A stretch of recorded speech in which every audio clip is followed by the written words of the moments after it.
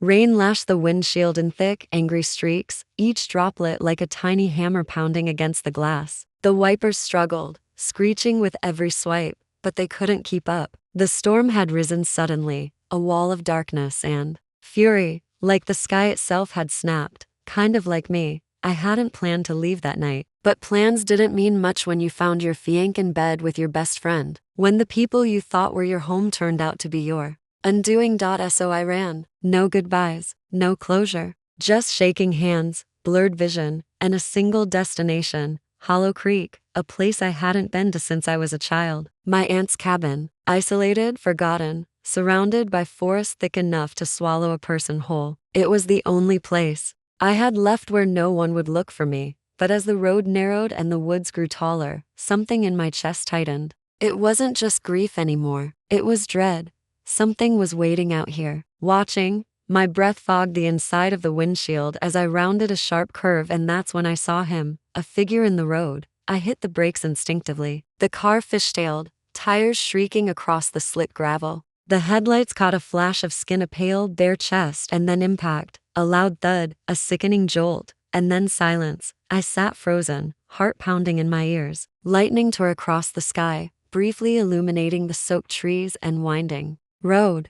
No. I flung the door open and stumbled into the rain. Cold needles pierced my clothes, but I barely felt it. My boots sank into mud as I approached the crumpled figure lying just off the shoulder. His body was half in the ditch, twisted, unmoving. My breath caught in my throat. He was naked, except for blood and bruises. Muscles cut sharp and lean across his frame, his skin slick from rain and streaked with something darker, something red, and he was huge. Too large to be an ordinary man. I knelt down cautiously. Sir, are you okay? Can you hear me? His head turned. I froze. Silver eyes. Not gray, not blue. Silver, luminescent, wild. He blinked slowly, his chest rising and falling with deep, ragged breaths. A line of blood ran from his temple, and a gash across his ribs still leaked steadily. Stay still, I whispered, my own voice shaking. You've been hurt. I think I hit you with my car. His lips twitched. Maybe a smile, maybe a snarl.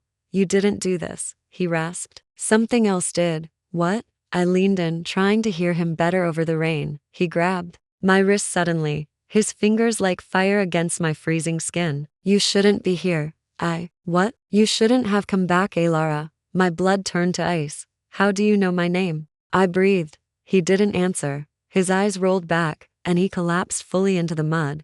I don't know how I got him to the car. He was at least 200 pounds of dead weight, but adrenaline is a strange thing. I dragged him, wrapped in a blanket from the trunk, onto the back seat, then sped the remaining few miles to the cabin. The rain only got worse. By the time I reached the old log house, the tires were skimming puddles, and tree branches whipped at the roof like claws. The cabin was just as I remembered, weathered, moss-covered, crouched in a clearing like it was hiding from the world. It welcomed no one. Perfect. Inside, everything smelled like pine and dust. I laid him on the couch near the cold fireplace, then frantically gathered dry wood from the pile by the wall. It took 4 matches and a prayer to coax flames from the hearth, but eventually warmth returned to the space, casting flickering light over his body. That's when I got a proper look at him. He wasn't just injured. He was broken. His ribs were mottled with dark bruises. Actual claw marks raked across his side, too wide to be from any bear. His shoulder looked dislocated, and half his body was coated in a slick mix of blood and rain. But the most unsettling part? He was healing. Not fast, but faster than any human should. The gash I had bandaged earlier had already begun to knit closed, new skin forming beneath the stained gauze. I sat down, stunned. What? Are you? I didn't sleep that night. Instead, I cleaned his wounds again, changed the bandages, and lit every candle I could find. At some point, I curled into a blanket on the armchair across from him, watching the storm claw at the windows and listening to the wind whisper through the cracks. I was halfway between exhaustion and fear when I heard it, a low guttural growl. I turned slowly. He was awake, sitting up. His chest rose and fell like he was still fighting something. His hands gripped the edge of the couch like he didn't trust himself to move. Our eyes locked, and suddenly, I couldn't breathe. Why did you help me? He asked, voice hoarse but steady. You were dying, I replied. What was I supposed to do? Leave you in a ditch? He studied me for a long moment, as if trying to decide if I was lying. You shouldn't have. Yeah, you said that already. You're afraid of me. I didn't deny it. Should I be? He didn't answer. Instead, he turned toward the fire, eyes reflecting the flames like mirrors. I didn't think I'd ever see you again. A chill slid down my spine. We've met? His jaw clenched. Not exactly. Then how do? You know my name? How did you know I'd be on that road tonight? He looked at me then, really looked. And something ancient stirred behind those silver eyes. I've known who you are since the day the moon marked you. You just haven't remembered yet. What the hell does that mean? He leaned forward, the firelight making him look like something out of a dream or a nightmare. It means, he said quietly, you were never meant to stay in the human world. And now that you're here, everything will change. Morning came in pieces. First was the golden light bleeding through the cabin windows, warm and hazy. Then the quiet hum of the forest birds, distant running water, leaves brushing like whispers. The storm had passed, but the smell of rain lingered in the floorboards, thick and earthy. And then, the creak of movement. I opened my eyes slowly. He was gone. The couch was empty, the blanket discarded. The fire burned low, embers winking like dying stars. For a moment, I thought I'd imagined everything: the storm, the crash, the silver-eyed stranger bleeding in my back seat. But then I heard it. The sound of running water. The bathroom. I stood, heart thudding as I crept down the hallway. The door was half open, steam curling through the crack. I hesitated. Every inch of logic screamed to call someone. But who? The police? A hospital? They'd take one look at him and lock me up for telling stories about glowing eyes and self-healing wounds. Before I could decide, the door opened. He stepped out barefoot, shirtless, a towel slung low around his hips. My breath caught in my throat. There were new scars, now shiny and pink, remnants of the wounds I'd seen the night before but already faded, like they'd been healing for weeks, not hours. His body was a tapestry of muscle and mystery, his skin bronzed in the morning light, but his eyes, they were human again, warm brown, intense, familiar, in a way I couldn't place. He paused when he saw me, like he hadn't expected me to still be there. Morning, I said carefully. He nodded. Didn't mean to scare you. I just needed to clean up. You've got some nerve. Using my shower after bleeding all over my couch. A ghost of a smile tugged at his lips. Fair. I crossed my arms, leaning against the wall. You're lucky I didn't call the cops. You didn't. Which means you're either very brave or very stupid. I narrowed my eyes. Try very curious. He stepped forward, slowly, and I didn't miss the way his gaze flicked to the kitchen knife still sitting on the mantel beside me. You think I'm dangerous, he said. Am I wrong? He didn't answer, just looked at me, gaze heavy with something unreadable. I didn't ask for this, I blurted. Whatever this is. You showed up in the middle of a storm, bleeding and half dead, and then you knew my name like you've known me forever. And then you say I've been marked by the moon? Are you hearing yourself? His eyes darkened. I don't expect you to understand yet. Then start explaining. A beat. Then two. I'm not from here, he said at last. Not the way you think. I figured. People from here don't usually heal like Wolverine. That almost made him smile again. Almost. My name is Kale, he said. I come from the Hollow Creek Pack. Pack? The town you're in isn't just some random dot on a forgotten map. It was built on sacred land. Old land. Land that remembers things most humans have long since forgotten. And you're saying, you're not human? His jaw ticked. Not entirely. I stared at him, waiting. Then say it. He looked straight into my eyes, and the air between us felt charged, electric. I'm a shifter. The words landed like a thunderclap. A werewolf, I whispered. Kale nodded. I should have laughed, or screamed, but instead, my body went still. Not from disbelief, no. Some part of me already knew. Maybe deep down, I'd always known there was something wrong with the world. With me, something missing. How long have you known me? I asked quietly. He hesitated. Years. That's impossible. I don't even live here. You didn't, he said. But you did once. Briefly. You were a child. Too young to remember. I frowned. What are you talking about? Your mother was from Hollow Creek, he said. She left before the bloodlines could claim you. She thought it would keep you safe. Safe from what? He didn't answer. Instead, he stepped closer, You were supposed to be marked at birth, but the bond didn't form fully until last night, when I found you.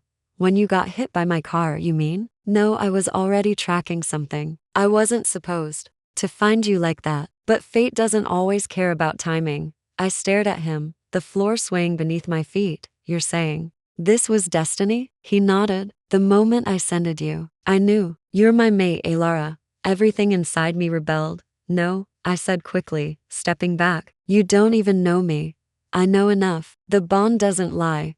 Well, I do. And I don't want any of this. Kale's face fell, but only for a second. Then his expression turned unreadable, cold.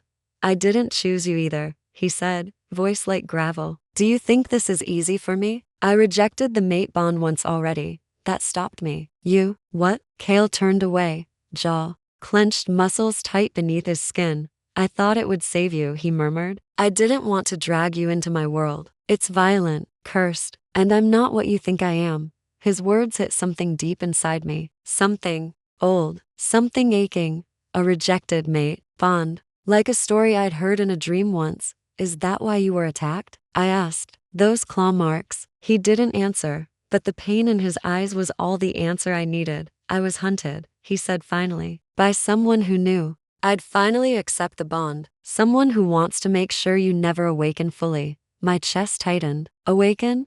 He looked at me. You're not just a human, Alara. Not anymore. The moment we met again, the bond activated, which means others can feel it too. Others? There are worse things in the woods than me. The fire popped, loud in the silence. I looked at him, Kale, this stranger who knew my name, my history, my bloodline, this man who had once rejected me to protect me. But I hadn't asked for protection, or fate, or magic. And yet, here I was, drawn to him like a moth to flame. A shiver passed through me. What happens now? Kale looked out the window toward the woods. Now, he said softly, now we pray the full moon doesn't come too soon. That night, I dreamed in silver and blood. The moon hung low, massive, pulsing with light. I stood barefoot in the woods, wearing a white dress that clung to my skin like mist. My hands were stained crimson. The sound of a heartbeat too loud, too close throbbed through the trees. Somewhere in the dark, something howled.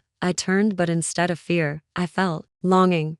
Then I saw him. Kale stood just beyond the tree line, half shadow, half light, his chest bare, his eyes no longer brown. They glowed silver again, filled with hunger and sorrow. You were always meant to come back, he said. I opened my mouth to speak, but the ground cracked beneath me, splitting wide, roots and bones and flame pouring up, and I fell into it. When I woke, my hands were shaking. The sun outside the cabin had already begun its slow descent. Golden light filtered through the windows, but it didn't chase away the cold that had settled in my bones. I made coffee on the old gas stove and sat at the kitchen table, trying to breathe normally. Kale was gone. Not gone. Exactly, his scent still lingered. Warm pine, musk, something earthy and primal that clung to the walls like wood smoke. I didn't know how I could smell it, or why I knew it was his, but I did. I ran my fingers along the edge of the table, trying to ground myself. A shifter, a rejected bond, a bloodline I didn't even know I had, and now dreams that felt more like memories. I'm losing my mind, I whispered. Not yet, came a voice from behind. I jumped, heart in my throat. Kale stood at the open front door, a paper bag in his hands. I brought food, he said calmly, stepping inside. Figured you'd need more than coffee. You could have said something before disappearing. I thought you left. I wouldn't leave you unguarded. Unguarded, I repeated. That's not exactly reassuring. He shrugged, placing the bag on the counter. There are things in these woods you shouldn't be alone with. I stared at him. Like you? He turned to me, expression unreadable. I'm the least of your problems. I didn't respond. I didn't know how. Instead, I pulled the bag open and blinked. Apples, bread, cans of soup, a half-dozen protein bars. Where'd you get these? There's a small supply shack near the western ridge. Old territory storage. I raised an eyebrow. You broken? It was mine to begin with, he said simply. I sat back down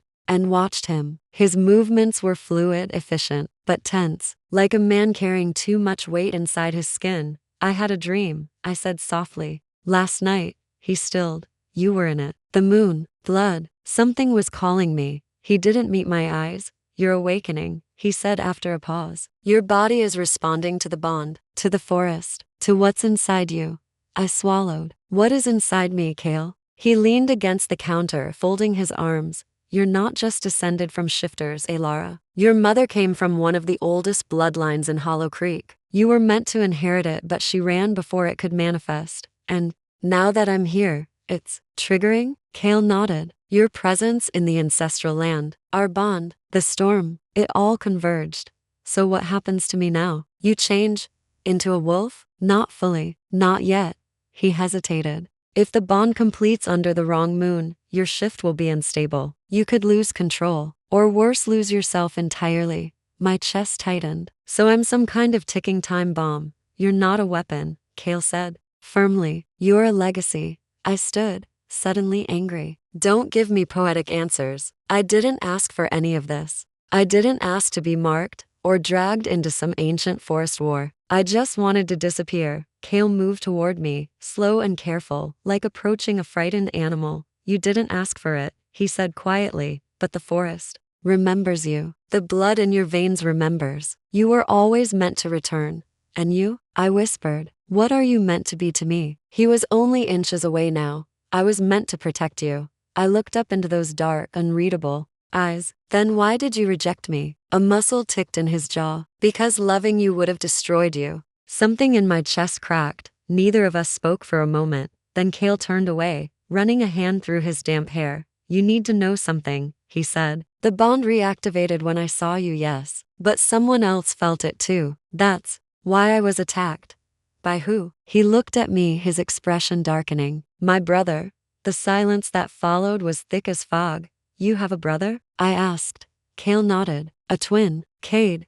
Let me guess, evil, power-hungry, hates humanity? Kale's mouth twitched grimly. Close enough. He believed we should have claimed you years ago. I thought hiding you would keep you safe. But now, he wants me. He wants your bond, your blood. If he completes the mating bond with you under the blood moon, he could take control of both packs. He'd become something far more dangerous than a rogue alpha. And you think I'd just fall into his hands? He won't give you a choice. I sank into the nearest chair, mind reeling. This wasn't just supernatural. It was political, violent, personal. Kale stepped forward. I'll train you, teach you how to resist the pull, the signs, the instincts. But when the full moon rises, it'll be your call whether you accept the bond. And if I don't, you remain part human. But the wolves will always sense what you are, what you could have been. And if I do, Kale held my gaze. You'll belong to this world, to me, entirely. A shiver ran down my spine, not from fear, from the way his voice pulled at something deep inside me. I didn't know what scared me more, the danger, or the part of me that wanted to belong. That night, the wind whispered again, but this time, it carried a different sound, a howl, low, distant, and then another, higher pitched, closer. Kale stood by the window, watching the forest. They've found your scent, he murmured. We don't have much time. Chapter 4. Building trust. The air in the cabin had turned heavier since the howls. It wasn't just fear, it was a knowing, a pull. Kale hadn't spoken in nearly 10 minutes, just stood near the window, watching the tree line. His jaw was locked, tight muscles coiled like a predator on edge. They're circling, he said finally, scouting. They won't strike yet, but they will strike, I said softly. He looked over his shoulder at me. Eventually. Cade's not patient. When he wants something, I wrap the blanket tighter around my shoulders, wishing it could protect me from more than cold. The wood in the fireplace popped. The shadows shifted. And Kale was right. The forest felt different now, listening, watching, waiting. What happens if they get to me first? He didn't answer immediately. Instead, he crossed the room and crouched beside the hearth. The flickering orange glow painted his face in shades of grief and guilt. If Cade forces the bond, he said quietly, you won't be you anymore. I stared at him, confused. Shifting changes you, he explained. It doesn't just reshape your body. It sharpens everything: instinct, desire, pain. But if someone twists the bond during that change, they can imprint control, make it theirs. The person you were. He paused. They get lost. A silence hung between us. He lifted his eyes to mine. That's why I rejected you back then. I thought keeping you in the dark would keep you safe, but I was wrong. Hiding you only made you unprepared. I swallowed the lump in my throat. And now we don't have the luxury of time or lies. He stood and extended a hand toward me. Come on, if you're going to survive this, you need to learn how to listen to the wolf inside you. I hesitated, then placed my hand in his. We stepped into the twilight woods behind the cabin, the world damp and fragrant from the earlier rain. 1,000 scents flooded me all at once: wet earth, sap, moss, the faint musk of some creature that had passed here hours ago. The wind brushed past my ear like a whisper. You smell that? Kale asked beside me. I blinked. What? Everything. You're already sensing it. The bond is heightening your awareness. Now you just need to trust it. I looked around, and it was different, clearer, more alive. I could feel the pulse of the earth beneath my feet. The chirp of insects wasn't background noise anymore. It was rhythm, pattern, warning. How far do we go? He tilted his head toward the east, just to the clearing, for now. As we walked, Kale pointed out signs I would have missed before: scratches on bark, the direction a broken branch bent, a patch of fur snagged on thorns. Tracking is instinct, he said. Reading the forest is like breathing once you understand it. The world speaks. You just have to be quiet enough to hear it. And what if I can't shift? His expression turned distant. You will, one day, but even before that, the wolf is part of you. It whispers, hungers, protects. Listen to it. The clearing was wide, ringed by old pines and thick with shadows. The sky overhead had turned deep purple, streaked with orange clouds. Fireflies blinked in the air like sparks. Kale faced me, feet shoulder width apart, his energy coiled like a spring. First lesson, he said. Don't think, feel.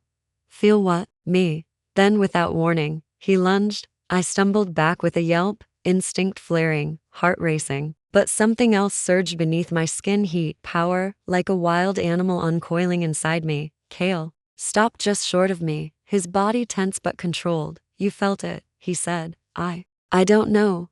You didn't flinch like a human. You didn't freeze either. Your body braced. That's the wolf. We circled each other slowly. What else can it do? I asked. In time, everything. Strength, speed, healing, but more than that. You'll sense danger before it comes. You'll know lies before they're spoken. Like you? I asked sharp. He didn't flinch. I've never lied to you, Alara. Not once. I held his gaze. You hid me from myself. That was a mistake I'll spend the rest of my life making right. If you let me.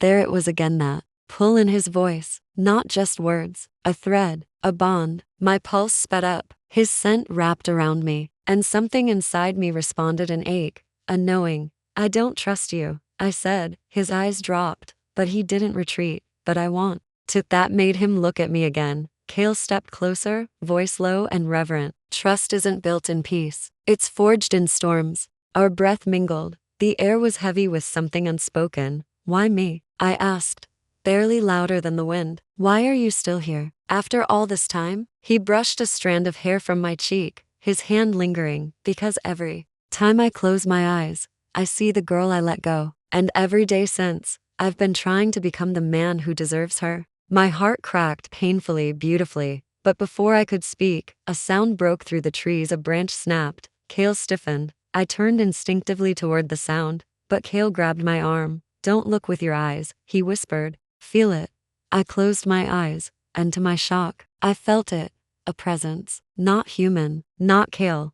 Not safe. It slithered around the edge of my consciousness like smoke. Cold. Watching. Hunting. Someone's out there, I whispered. Kale's jaw tightened. Cade's scouts. They're closer than I thought. What do we do? He looked at me with a mix of pride and regret. You run. I stay. No, I'm not leaving you to fight alone. You're not ready yet. I stepped closer, defiant. Maybe not, but I'm not weak, Kale. And I'm not hiding again. Our eyes met, and something passed between us: recognition. Respect. He nodded once, then stay close. And if I fall, don't hesitate. He shifted before my eyes. 1 second Kale was a man, and the next, a massive wolf stood in his place. Jet black fur, gleaming eyes, muscle and menace woven into his every line. But his eyes, they were still him. The wolf growled low, and the shadows beyond the trees answered back. Chapter 5. Dangerous Obstacles. Now deepened with rich descriptions, longer action beats, more inner emotional texture, and enhanced supernatural mystery. Kale's growl wasn't just a warning, it was a claim, a barrier drawn in blood and breath between me and whatever stalked just beyond the clearing. I couldn't see what it was yet, but my skin knew before my eyes did. A storm of presence pressed in from the shadows like something ancient, hungry. He stepped forward in wolf form, larger than life, obsidian fur bristling under the waning moonlight. His body blocked my view of the woods, but I could hear it, low, breathing, branches whispering against cloth, a faint rustle like claws testing earth. My breath caught, frozen in my throat. I didn't know who or what was out there, but I felt Kale's body go tense, his growl deepening, and then it came. The gray wolf burst through the underbrush with a natural speed, a flash of sinew and sharpened fangs. Where Kale was strength and command, this one was all chaos, frenzied and wild, foam flecking its muzzle, eyes bloodshot with something feral. Rage? Madness? A curse? I didn't have time to think. Kale met the creature midair, colliding with a sound so raw and visceral. It turned my stomach. The clearing exploded with movement, black fur and gray clashing, teeth gnashing, claws tearing through air and into flesh. They rolled, crashed into a tree, then tumbled again. Bark cracked, blood splattered the leaves, but Kale wasn't losing. He fought like he was born to it, all brutal precision. With a powerful twist, he pinned the wolf under him, jaws sinking into its shoulder until it let out a strangled yelp, and then a second sound, not an animal, a voice, slow, mocking. Well, so protective, isn't he? I turned, hardened, my throat. A man stepped from the trees barefoot, shirtless, covered in markings that didn't belong to any language I knew. His skin was pallid, lips to red. His eyes were the worst of it, black, all black, no whites, no soul. I stepped back instinctively, stumbling over a root. My foot hit something sharp, an old branch. I snatched it up like a lifeline. The man raised his hands, mocking peace. Easy, little bird. I'm not here to hurt you. I gripped the branch tighter. Could have fooled me. He laughed. Not loud, but it crawled under my skin. You're the reason Alpha Kale broke the treaty. The reason the blood moon bond is unraveling. I don't know what you're talking about. Oh, you do. Maybe not in words, but your soul remembers. He tilted his head, as if examining prey. You're already shifting, even if you can't feel it yet. The first dreams, the rage, the way you hear things no human should. Something inside me recoiled because he wasn't wrong. I'd heard the wolves in the woods before they appeared. I knew Kale's growl wasn't just a sound, it was a warning I could understand. He took a step closer. I didn't back away. I don't want anything to do with your pack, I said. Or with this blood moon. He smirked. You think you get a say? You were claimed before you were born, fated for a throne you don't even know exists. The Hollow Creek pack doesn't own you, girl. The old ones do. His voice dropped an octave. And they're waking. That's when I swung. The branch hit his ribs with a dull thud. He grunted but stayed upright, catching it on the second swing. His fingers clamped around the wood like steel. You'll be fun to tame, he said, teeth bared in a sick grin. She's not yours. Kale's voice cut through the night like lightning. He stood just behind the man now, bleeding from a dozen wounds, his shirt torn, chest heaving with exertion, but his eyes, they glowed with golden fire. The intruder barely turned before Kale struck him, a blur, a fist, bone, blood. The scout went down hard, his body crumpling to the forest floor. Kale didn't stop. He knelt over him, raining blows until the man went limp. And then he turned to me. His expression shifted from alpha fury to something else entirely, concern. His voice was raw when he spoke. Alar, are you hurt? I shook my head slowly. No, but he said something. What? He said I don't get a choice. That I was promised to someone else. Alpha Cade. Who is he? Kale looked away, jaw locked tight. A mistake. A threat. He thinks bloodlines are currency and you're a royal heirloom to him. Is it true? Was I marked before I was born? Kale's eyes met mine, pain in them, guilt. Yes, but it wasn't supposed to matter anymore. Your mother sealed your fate away, buried it in your blood. I saw her, in a dream. She was powerful, angry. She stood in a ring of fire. Kale moved closer, his hand brushing my shoulder with surprising gentleness. That was no dream. You're remembering.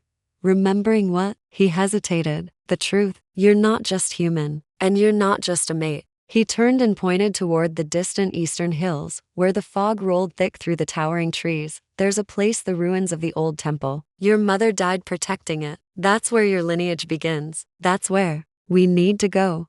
I swallowed. What's there? The answers, he said simply. And the last ward keeping Cade from finding you. Thunder rumbled low in the distance. The air smelled of blood, rain, and something else awakening magic. Cale looked at me again, expression unreadable. You can walk away now. Pretend this was a nightmare. Go back to a normal life. But if you come with me, I'm already in this, I said. His eyes softened. Just for a second. I'll protect you. Even if the bond burns me alive. A silence passed between us, full of electricity and something deeper. The kind of pull that didn't need words. That had been written in our bones long before we met. Finally, I whispered, then let's go. Chapter 6. The Secret Unveiled, continuing the emotional intensity and deepening the supernatural mystery as Alara begins to uncover her true identity and what fate has written for her. We walked for hours, the forest growing stranger with every step. Cale led the way, his movements silent and deliberate. I stayed just behind him, heart pounding, senses wide open. The trees here were older, thicker, their trunks twisted like they remembered things the world had tried to forget.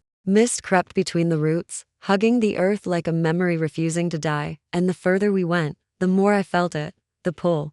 Like something inside me recognized this place, knew it in my blood, in my bones, in dreams I hadn't dared to understand. By the time we reached the stone archway, the sun had slipped behind the hills, painting the sky in hues of dying fire. Moss covered the ancient stones, symbols carved into their surface. Some shimmered faintly in the fading light, like they were alive. Cale stopped at the threshold. He turned to me, his expression unreadable. This is it, he said softly. The Temple of the Bound Moon. The name sent a chill down my spine. It sounded sacred, final. What is this place really? Cale stepped through the arch, beckoning me to follow. Your mother was once High Seer of the Moonbound Circle, a powerful order of she-wolves. They guarded the old ways, the magic that predates the packs. I swallowed, stepping into the overgrown courtyard. The air was heavy here, thicker than before, almost humming with energy. She hid me from all this, I whispered. Why? To protect you from what claimed her, he said, voice tight. From Cade, from the prophecy, from fate itself. We reached the heart of the ruins, a circular platform of cracked marble, surrounded by broken columns. At its center stood a worn pedestal. Cale knelt beside it, brushing away leaves and dirt until the carved sigil beneath emerged. It was a crescent moon pierced by a wolf's fang. I stared at it, something deep inside me stirring. Cale stood slowly. Place your hand on it. I hesitated. What happens if I do? You'll see, he said. Or you won't. But it's time you had the choice. I stepped forward, heart pounding. The air crackled around me as I reached out. My fingertips brushed the stone and the world shifted. Suddenly, I was no longer in the ruins. I stood in a field of silver grass beneath a violet sky. Stars spun overhead in slow spirals. Before me stood a woman cloaked in moonlight, her hair like flame, eyes fierce and kind all at once. Mother, I whispered. She smiled, sad and proud. My brave daughter. Tears welled up in my eyes. Why didn't you tell me about the wolves, the legacy, the danger? She stepped closer, her voice like wind and song. Because I wanted you to be free, to live without the chains of the prophecy. But fate is stubborn. Blood remembers. What am I? You are the last moonbound. The only bloodline untouched by the corruption of the darker packs. The only one who can awaken the forgotten powers and seal the bond between worlds. She touched my chest, and I felt warmth spread through me like fire and light. When the Alpha rejected you, he thought he was breaking fate, but he was fulfilling it. He doesn't want me, I whispered. Oh child, he wants you more than life, but he's afraid. I closed my eyes, the ache in my chest deep and old. What happens now? She smiled again, fading like mist in sunlight. You become who you were born to be, and you choose. And then she was gone. I gasped as I stumbled backward, back in the real world. Cale caught me, his hands strong around my shoulders. You saw her, he said. It wasn't a question. I nodded, trembling. She said I'm the last of something, that my blood can awaken forgotten powers. Cale's eyes darkened. Then the prophecy is true. Cade will come for you, and the packs will want to control you. I don't want any of this. He cupped my face gently, his thumb brushing away a tear. But you are this, and you're not alone anymore. Something passed between us, warmth, gravity, something ancient. The same force that had haunted my dreams now pulled me toward him, not in fear, but in recognition. He lowered his forehead to mine. I should have told you everything sooner. But I thought rejecting the bond would protect you. You didn't just reject the bond, Kale, I whispered. You rejected me. His jaw clenched. I know, and I'll never stop trying to earn your forgiveness. The sound of rustling cut through the moment. We both turned. From the edge of the ruins, a shadow slipped between the trees. Not a wolf, not human, something in between. Kale stepped in front of me instinctively. It started, he said. Cade knows you've awakened the mark. I stared past him, the vision of my mother still burning in my mind. No more running. No more hiding. I'll face him, I said. But I won't do it alone. Kale's eyes met mine, fierce and full of fire. Never again. Moonbound Hunters, expanded to a rich 150-word installment, deepening betrayal, mystery, and emotional conflict without rushing the plot. The forest had changed since we left the temple ruins. The trees were denser, their limbs twisted like claws, reaching for secrets. The mist clung to the earth, thicker now, curling around Kale's legs as he guided us deeper into Moonshadow territory. Something watched us from the trees, not quite wolf, not quite human. Hunters. I thought you said. Cade wouldn't act this fast, I whispered, breath fogging in the cold air. Kale didn't look back. He shouldn't have. Unless. His voice trailed off. I caught up to him, grabbing his arm. Unless what? He hesitated. Unless someone told him where we were. I stared at him. You think someone betrayed us? Kale nodded once, jaw tightening. I can smell their trail. Too fresh, too precise. A sick knot formed in my stomach. From your pack? He didn't answer, but that said enough. We moved again, this time cutting down a narrow ravine where moonlight barely touched the ground. The silence was too perfect. No rustling, no animal calls, just the soft drip of moisture from the rocks and our own hushed breathing. My heartbeat echoed in my ears. Kale, I said, voice trembling. If they find us, what will they do? He glanced at me. They'll kill me and take you. I stopped. Why take me? Because your blood is power now. You carry the mark. They'll want to use it. Use it for what? Kale looked away. Tell me. To control the binding moon. To awaken the magic that seals pack hierarchies. If Cade performs the rite using your blood, his throat bobbed. He becomes more than alpha. He becomes supreme. The words chilled me to the bone. We kept moving until we reached the shelter of a low overhang. Kale pulled me into the shadows and crouched behind a curtain of vines. He pressed a finger to his lips. I heard it too. Footsteps, and then voices low in human growls muffled by distance but closing fast. They pass through here. Scents fresh. Alpha wants her alive. Kill the male if he resists. I held my breath. Kale's body coiled beside me, a predator ready to strike. But he didn't move. Not yet. The figures emerged, 3 of them, cloaked in black, tattoos shimmering faintly across their arms and throats. Their eyes glowed amber in the dark. Kale mouthed hunters. He waited until they passed, then pulled me deeper into the trees. We didn't speak again until we crossed a narrow stream and left their trail behind. When we finally stopped,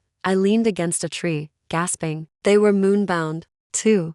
He nodded grimly. Twisted versions. Cade has turned parts of the old order into loyal assassins. He's corrupting the sacred bloodlines. I wiped sweat from my brow. You knew this was coming, didn't you? Kale's eyes softened with guilt. I hoped rejecting the bond would stop it. I flinched. There it was again, that wound I thought I was starting to forget. You keep saying that, I said bitterly. But you never explain. Why reject it? If you knew what I was, what I'd become, why push me away? Kale turned toward me, jaw clenched, fists tight at his sides. Because I loved you. The air thickened. I stared at him, stunned. You what? I felt the bond long before you ever knew what it meant. And it terrified me, because I knew what would happen if I claimed you. The council would never accept you. Cade would hunt you. You'd be dragged into this war before you were ready. And now I am? I snapped. His voice broke. Now I don't have a choice. A long silence stretched between us. His gaze didn't waver, but I could see the storm in his eyes. Regret, longing, fear. You don't get to protect me by breaking me, Kale, I whispered. That's not love. That's control. He winced, like the words hit harder than any physical blow. I know I failed you. I turned away, heart aching. So what now? We keep running? No, his voice hardened. Now we fight. Just as he said it, a howl split the sky. Kale's head snapped up. That was close. I recognized the voice behind the howl too late. A second figure stepped out of the trees. Ren, the beta. Kale's closest friend. His second in command. He didn't look like himself. His face was gaunt, eyes bloodshot. A dark mark glowed across his collarbone, the mark of Cade's loyalty pact. Ren, Kale said carefully. What did you do? Ren didn't answer immediately. His voice, when it came, was low and hollow. She's too dangerous, Kale. You've seen what she carries. You felt the storm when she touched the stone. You told them where we were. I said, barely a whisper. Ren's gaze flicked to me, then away. I didn't have a choice. You always have a choice, Kale growled, stepping between us. You chose betrayal. I chose survival. Ren snapped. Cade promised me protection for the rest of the pack, for the elders. He said if we handed over the girl, he'd spare them. And you believed him? Kale roared. Cade doesn't spare anyone. He uses them. Ren's lip curled. Maybe, but I won't die for a prophecy I don't understand. Kale's body shuddered, and in an instant, his form blurred. Fur burst from skin, bones cracked. The alpha emerged, towering, silver-eyed, terrifying. Ren shifted next, his wolf black and lean, hackles raised. I stood frozen between two monsters, one bound by love, the other by fear. They collided. The sound of their snarls filled the forest. As they crashed against each other, claw against fang, instinct against loyalty. Leaves exploded from trees as they rolled across the clearing. Blood sprayed. The earth trembled. I screamed, but neither stopped. And then, Kale pinned Ren beneath his weight, teeth at his throat. Kale, don't, I cried. He was your brother. Once. Kale hesitated. Ren coughed, bloodied but alive. Go ahead, end it, like Cade said you would. Kale's voice came in broken pieces. No, I'm not him. He stepped back, panting, letting Ren collapse. You want to follow Cade? Fine, but I'll never become what he is. Kale turned to me. I met his eyes and saw a man breaking from inside, held together only by guilt and fire. We walked in silence after that, leaving Ren behind. Whether he lived or died, we didn't know, but trust had shattered again. And this time, it hadn't been Kale's fault. When we stopped to rest beside a fallen tree, I sat beside Kale, watching the stars through branches that barely held back. The night, you didn't kill him, I said quietly. No, that was mercy. No, he said again, voice rough. That was hope. I touched his arm, this time without hesitation. You said you loved me, I whispered, but you never let yourself feel it. Kale turned toward me, eyes burning. Because if I did, I wouldn't have let you go. I leaned in, forehead brushing his. Then don't let go now. His lips were warm, hesitant at first, then hungry. And somewhere in the silence between our breaths, the bond pulsed, a thread of heat and light pulling us closer. Fate was no longer a curse. It was a choice, and I was finally ready to choose him. Emotional breakthrough, a full, emotionally intense 150 word continuation, where life and death force Kale and Alara to truly confront their bond, their past, and their future. We moved through the forest in silence, but the world around us was screaming. The wind howled unnaturally, twisting between branches like it carried secrets from the dead. The moon, once so calm, hung blood red over the trees. Even Kale paused to look up at it. It's early, he muttered. Too early for the blood moon. I followed his gaze. What does that mean? His jaw tightened. It means Cade has started the rite. My stomach dropped. But how? He doesn't have me. Kale turned slowly, eyes stormy. He doesn't need you fully. He just needs a part of you. Blood, hair, anything that carries your scent and spirit. Ren may have given him more than we thought. I felt sick. Then he's trying to unlock the binding moon's power. Without me consenting, he'll fail, Kale said, but he didn't sound convinced. The magic is alive. It punishes anyone who forces it. But what if he succeeds? Kale looked at me, his hand brushing mine. Then we both die. The truth was colder than the wind that tore through the trees. We pressed on, aiming for the sacred ravine where the pack's original Luna once fell to protect the bloodline. Kale believed the old spirits still lingered there and they could help. But something followed us. Not just wolves, shadows, creatures that twisted through the trees, too fast to see, but always near. I caught glimpses, eyes glowing pale blue, limbs moving in impossible directions, faces that didn't belong in this world. Kale noticed too. His shoulders tensed, his pace quickened. Don't look at them, he said. What are they? Spirits. drawn to broken magic, leftovers from the last time the binding moon was misused. If Cade's begun his rite, the veil between worlds is weakening. I stumbled, and Cale caught me by the waist. His touch lingered. Don't fall now, he said, voice softer. We're close. I wanted to tell him how afraid I was, how tired, how I wasn't made for this, but his hand was warm on my back, and the bond between us buzzed faintly under my skin like a tether, like a lifeline. We descended the ridge, boots sliding against loose stones until we reached the hollow. There was no monument, no glowing altar, just a quiet stretch of forest where the air felt heavier, like grief had settled into the dirt and never left. This is where she died, Cale said, kneeling near a cracked stone covered in moss. My ancestor, the first Luna, she sacrificed herself to save the balance when a rogue alpha tried to use the binding moon. Is that what Cade is repeating? Cale nodded. History always repeats, unless someone's brave enough to break it. I crouched beside him. Do you think I can do that? I think you already are. Then a low growl echoed behind us. Too late. They'd found us. From the trees, a dozen wolves emerged, each larger than the last, eyes glowing with Cade's magic. The trees trembled with their movement, and from the shadows stepped the man himself, Cade. Even as a human, his presence was suffocating. Dark robes lined in silver threads, an aura of power that twisted the air around him. His eyes, once brown, now blood crimson. You made it farther than I expected, he said, voice silk and steel. Cale stepped in front of me, shifting in a blink, silver fur bristling, teeth bared. Cade raised a hand. The wolves halted.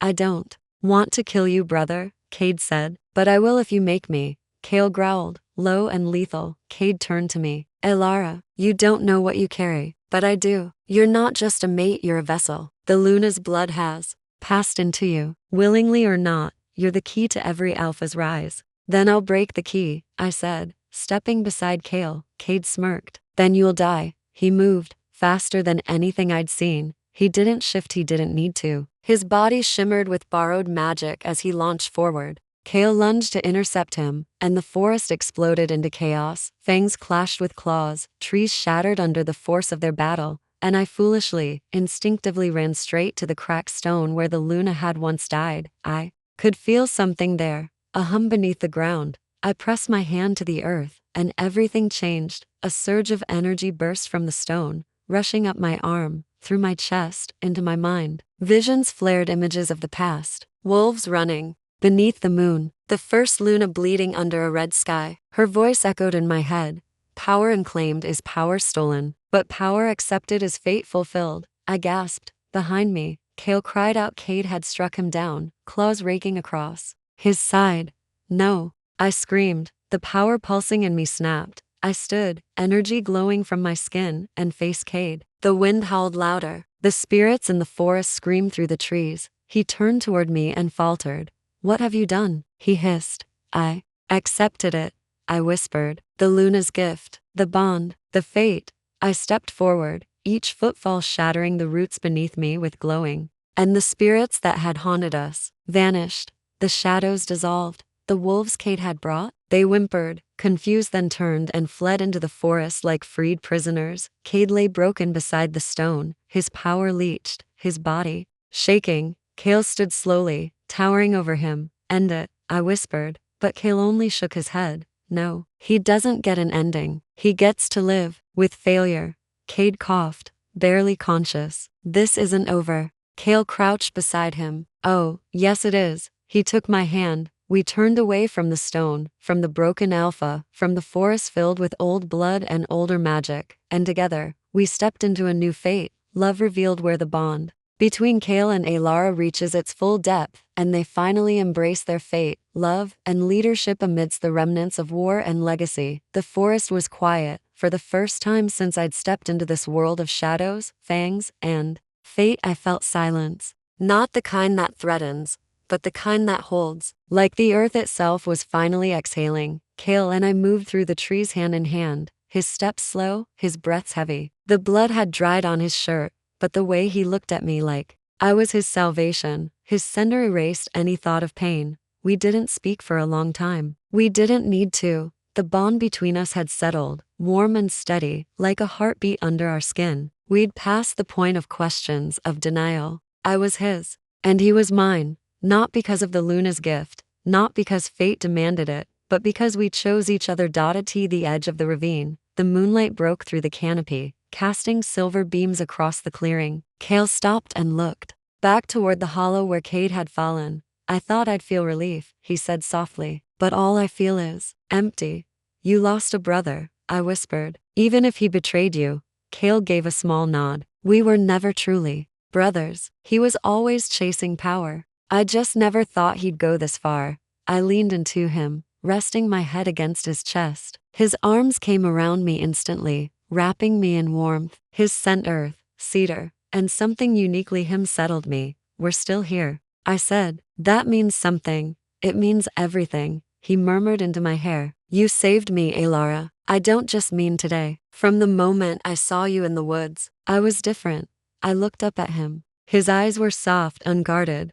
I didn't save you, I said. You let yourself be seen. That takes more courage than any fight. His breath hitched, then slowly, he cupped my face and kissed me again, this time not desperate, not wild, but slow, deep, reverent. The bond between us shimmered. I could feel it now, fully, our hearts sinking, our emotions entwined, the way his pain flowed into mine and my strength poured into him. We weren't just mates, we were mirrors. Come, Cale said gently. There's something I need to show you. He led me away from the forest's edge toward a hidden path I hadn't noticed before. Vines covered it, wildflowers blooming in strange colors beneath the moonlight. Every step felt sacred, ancient, like we were walking back through time. At the end of the path, a clearing opened, and my breath caught. A stone arch stood in the center, covered in carved runes that glowed faintly in moonlight. Beneath it, a pool of still water reflected the stars, not the ones above, but different ones, brighter, swirling in impossible constellations. This is the Heartwood Mirror, Cale said. The Luna used it to see fate's threads. I stared in awe. It's beautiful. Cale turned to me. It's where alphas and lunas pledge themselves, not because they must, but because they choose to. The old ways say the mirror sees the truth of your bond and seals it. He hesitated. Alara, I know what we've been through. I know everything is raw and heavy, but I also know I've never felt more certain about anything in my life than I do about you. He took both my hands. I rejected you once because I was afraid. I thought you deserved peace, not this cursed world I carry on my back. But I was wrong. You're not someone who needs protecting from fate. You're someone who changes it. The stars in the pool shimmered as he spoke, reflecting the gold in his eyes. I'm not asking for forever, he continued. I'm asking for now, for this moment. Stand with me, not as a mate, not as a sacrifice, but as my equal, my Luna, my heart. My eyes blurred with tears. So many things I could say, but none of them were enough. So I stepped forward, placed my hand on his chest and nodded. I was born into a world that never made sense, I said, voice trembling. But with you, even the impossible feels real. You didn't just protect me, Cale. You saw me, and for the first time in my life, I see myself. The stars in the mirror erupted briefly, glowing so bright that I had to shield my eyes. When the light faded, the runes on the arch had changed. They pulsed with golden light. Our bond was sealed, not by blood, not by force, but by choice. Cale pulled me into his arms, and we stood in the center of the old stones, wrapped in something older than time, something truer than fate. Later, we lay beneath the stars, the forest whispering around us like it too had exhaled. Cale traced patterns on my arm, his fingers gentle, lingering. You're quiet, he murmured. I'm at peace, I whispered. For the first time, he smiled softly. It won't be easy, you know. The pack will have questions. The council might resist. There's still danger, still shadows. I know, I said, but I don't care. I rolled over to face him. As long as I have you, I can face anything. He kissed me again, slow and deep. Then we face it together. And as the forest held us, the moon above bathed us in silver light, no longer threatening but protective, ancient, and approving. Chapter 10 of your Werewolf Shifter romance, where new tensions rise after Cale and Alara's bond is sealed, and outside forces begin closing in, threatening everything they've built. The moon was waning, yet its presence still pulls through the air like a distant heartbeat. Alara woke before dawn, Cale's arm draped protectively over her, his breath steady and warm against the curve of her neck. For a moment, everything felt right, but then came the knock, sharp, repeated, urgent. Kale was up in an instant, instincts flaring as his eyes flickered gold. Alara grabbed her cloak and followed him to the lodge door, heart thudding. When Kale opened it, Ronan stood outside, flanked by the sentinels. His face was pale, his clothes dusted in ash. "They're here," Ronan said without preamble. "The council, they've come early." Kale's jaw clenched. "How many?" "4 high-ranking elders. And they brought the seer." Alara felt a chill run down her spine. She didn't know much about the Shifter Council, but Kale had warned her. They were traditional, ruthless, and deeply protective of the bloodlines, and they had never accepted outsiders. As Luna, they're camped just outside the eastern ridge, Ronan continued. "They demanded an audience with you?" At dawn, Kale turned to Alara, his gaze searching. "You don't have to come. I'm not hiding," she said firmly. "Not anymore." They rode together, flanked by guards, through the thinning trees and into the open ridge. The council's tents were stark white, rune-etched, and silent. Guards stood like statues around the perimeter. The seer was the first to step out. She was old, ancient, maybe with long silver hair braided with bone and stone. Her eyes were completely white, yet they didn't feel blind. Behind her followed the 4 elders, all draped in ceremonial black, each wearing a pendant marked with their ancestral sigils. Their gazes locked on Kale, then shifted almost disdainfully to Alara. "So Elder Varric said, his voice low and gravelly, this is the human girl you've chosen. Her name is Alara," Kale said. "And she is my Luna." "She is not of blood," another elder snapped. "And yet you dare bind yourself to her before our judgment?" "She bears the Luna's mark," Kale shot back. "The mirror accepted our union." "That is judgment." "Convenient," Varric said coldly, "given how often the mirror reflects what an alpha wants to see." Alara stepped forward. "I didn't ask for any of this. But I've bled for this pack, fought for it." Stood beside Kale when his own kin turned against him. The seer tilted her head slowly, as if weighing Alara's soul. "You speak boldly," the seer said. Her voice was like cracked stone softened by wind. "Do you understand what it means to stand at the alpha's side? It is not merely love. It is sacrifice. It is legacy." "I understand more than you think," Alara replied, her voice clear. "Because I've lived it. I didn't come from power or prophecy. I came from pain, and I rose from it."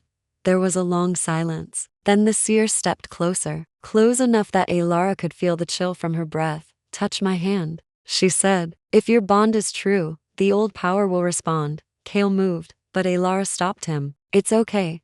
She extended her hand. The moment her skin touched the seer's, a jolt surged through her body, cold and hot at once. Flashes burst behind her eyes, wolves running through fire. A full moon soaked in blood. Kale's face twisted in pain, then peace. When Alara gasped and pulled back, the seer looked shaken. "She's more than what we feared," she said hoarsely. "The blood of the first shifter. It stirs in her, a remnant long forgotten." Varric stiffened. "That's impossible. She's human, no." The seer interrupted. "She was marked by fate before Kale ever found her. The Luna does not choose lightly." The mark was no accident. Alara stared between them, heart pounding. "What does that mean?" "It means," the seer whispered, "that your soul is older than you know, and your path was woven with his long before your first breath." The council murmured, some in awe, others in outrage. "She must be tested," one of them barked. "The right of flame and bone," Kale growled. "That right hasn't been used in centuries. It could kill her. If she is Luna, she will endure it," Varric snapped. "If not, we save the pack from false hope." "No," Kale said darkly. "You want to destroy her because she threatens your control. You see change coming and it terrifies you." "It is not fear," the seer said softly. "It is balance." Alara stepped forward. "I'll do it." Kale turned sharply. "Alara, I said I'm not hiding," she said again. "I'll face whatever tests they throw at me. I need them to see what I already know." The seer nodded. "At moonrise, then, the rite begins." Back at the lodge, Kale was pacing, angry, torn. "I should have never brought you into this," he said. "I thought we could outrun their judgment, but they won't stop until you either bleed for them or burn." Alara stood up and walked to him. "I'm not afraid," she said softly. "You said I was meant for this. Let me prove it." "You've already proven it to me, but now I prove it to them. For you, for us, for the pack." He pulled her to him, holding her like he never wanted to let go. "I won't lose you," he murmured. "You won't," she whispered. "Not if we stand together." Outside, the sky darkened, and somewhere in the distance, the ancient stones of the ritual grounds began to stir. Of your werewolf shifter romance, a pivotal, emotionally intense chapter where Alara faces the ancient trial meant to test or destroy her claim as Luna. The ritual grounds hadn't been used in over 200 years. Carved deep into the forest's ancient heart, the circle of black stone pillars stood like forgotten gods, moss-covered and ominous. Fires crackled between the runes etched into the earth, glowing red beneath the rising moon. Every member of Kale's pack stood in silence around the perimeter. Even the trees seemed to hold their breath. Alara stepped forward alone, her skin prickled with the weight of countless eyes, some human, some wolf, all watching her with a mix of awe, fear, and disbelief. She wore nothing ceremonial, only the same black cloak Kale had given her weeks ago, now heavy with meaning. Her heart pounded, but her steps did not falter. Kale stood at the edge of the circle, forbidden from entering. His jaw clenched, his fists tight at his sides. She doesn't have to do this, Ronan said under his breath beside him. You could stop it. No, Kale whispered. She chose this. She's stronger than they know. At the center of the circle, the seer raised her skeletal hand. Alara of no blood, she intoned. You stand before the flame and bone, where truth burns away all illusion. The right will either accept your spirit, or consume it. I'm ready, Alara replied, voice steady. The seer gestured. Fire surged between the stones, forming a ring around Alara. From behind her, an elder approached carrying a shallow bowl of bone-white powder and a dagger etched with silver veins. Cut your palm, he ordered. Blood binds the right. Alara took the dagger without hesitation. She made the cut clean, letting her blood drip into the powder. The mixture hissed and sparked, igniting into cold blue flame. Then came the fire. It rose high around her, walls of white-hot heat that danced and twisted like living things. Alara couldn't see the crowd anymore, just flame, bone, and stone. Then the visions began. She fell to her knees, gasping. She was no longer in the forest. She stood in a silver field under a blood moon. Wolves circled her massive, silent eyes, glowing. One stepped forward. Its fur was black as void, its eyes her own. Alara, it spoke not aloud, but inside her bones. Do you remember? I don't understand. You carry the soul of the first mother, the wolf said. The one who bore the original bond between Shifter and Luna. The curse, the bloodline. It all began with her. But I'm human, Alara whispered. You were, the wolf said. Until he marked you. Until your blood awoke.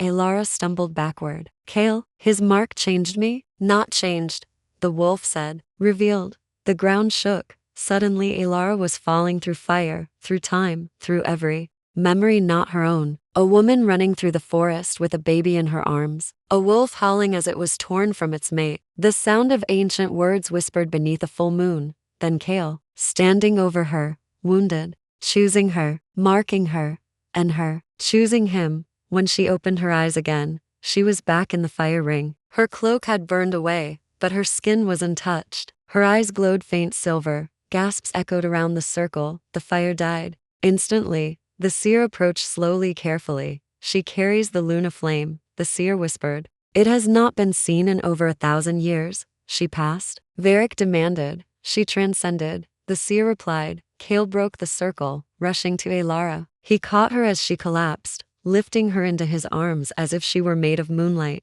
Alara, he whispered, brushing hair from her face. I saw it, she murmured. The truth, about me, about us. I'm here, he said. I've got you.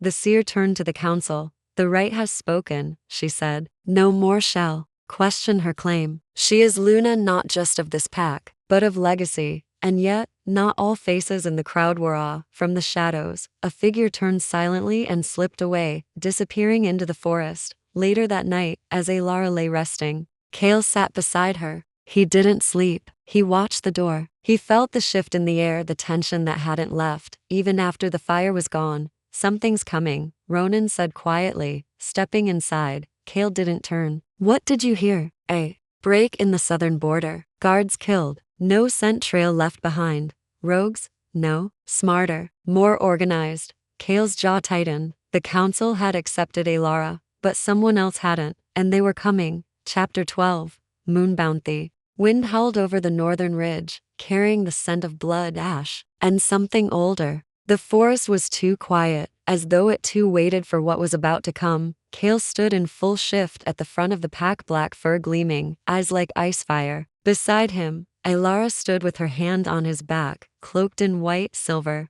Etchings glowing across her palms and collarbone, the marks left by the Luna flame. The pack flanked them in both forms, every soul ready to fight for their alpha and his chosen mate. But the enemy that stepped from the shadows wasn't what they expected. He was tall, regal, wrapped in furs blacker than night, his eyes burning a deep, blood red. Around him walked others, silent, cloaked figures that moved like smoke and darkness. Rogues, yes, but something more. Kale, son of Magnus, the stranger called. And the Luna-born. Kale snarled, shifting to human mid-step. You broke the accords. The man smiled. There are no accords when the bloodline is threatened. He looked at Alara. She should never have awakened. Alara stepped forward, defiant. I didn't awaken because of you. I awakened because I chose him, because I accepted who I am. The stranger's smile twisted. And that is why you must die. He raised a hand, magic surged forward like black lightning. But Alara didn't flinch. She raised her own hands. The Luna flame roared outward in a shield of silver fire, clashing mid-air with the dark energy. The forest lit up like a second moon had fallen. Kale charged, his pack behind him. The battle erupted, howls, roars, fire, blood. But Alara's eyes never left the stranger. You don't belong here, she said. This land doesn't call to you anymore. The stranger hissed. We were the first. No, Alara whispered. She was. From the flames behind her, the silhouette of the ancient wolf spirit emerged, massive, glowing, her presence undeniable. The first Luna, the rogue leader's power faltered for a breath, and that was all it took. Alara stepped forward, planting her hands on the ground. The runes carved from the ritual grounds began to light up beneath the forest, carried by veins of moonstone long buried. A wave of white light surged outward, banishing the darkness. The rogue alpha screamed as he was pulled into shadow, his followers vanishing behind him. And just like that, silence. Kale limped to her, his skin torn, blood streaking down his temple. Alara, I'm okay, she said, falling into his arms. He held her tightly, burying his face in her neck. You saved all of us. No, she murmured. We did this together. The moon began to descend, bathing the battlefield in soft blue. 3 weeks later, the forest was quiet again, peaceful. The pack had begun rebuilding, walls mended, ceremonies prepared. For the first time in generations, they weren't ruled by fear, but by something warmer, hope. Kale stood by the river, watching it flow beneath the bridge where they'd first spoken. Alara walked up behind him, barefoot on the soft moss, wearing the moonstone necklace Kale had crafted himself. He turned to her, taking in the sight of her strong, radiant, no longer a woman caught between two worlds. She was the bridge. You still think about leaving? He asked quietly. She shook her head. Not anymore. The world I thought I needed wasn't mine. This is. He stepped closer, brushing a hand down her cheek. You changed everything. She leaned into his palm. You healed me. Their lips met, slow and steady, the kind of kiss that promises a lifetime, not just a moment. When they parted, Alara whispered, so what now? Kale smiled. We lead, together. As the full moon rose behind them, the pack held in unison, not just for victory, but for unity, for rebirth. Alara stood beside Kale, hand in hand, no longer afraid of what she was. She was Luna, not because he marked her, not because fate chose her, but because she chose it all and he had chosen her back. Again and again.